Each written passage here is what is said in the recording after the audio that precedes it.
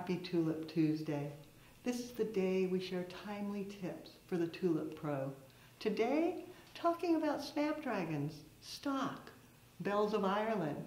These flowers are all geotropic and phototropic, which means when you get them in, many times they're not straight and perky. They can be dehydrated and they could have bends to them. You can solve that. Take time to remove lower foliage. Clean them up a bit. Then, take them and wrap them so that they're supported. Wrap them in a bit of paper.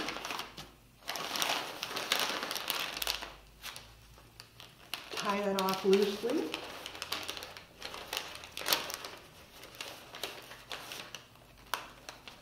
Then just give them a cut. So I have a fresh cut on the stem. Dip them in Quick Dip. The rehydrating solution is a pre-treatment. Then place them into the vessel and they'll be great in 2 hours, I promise.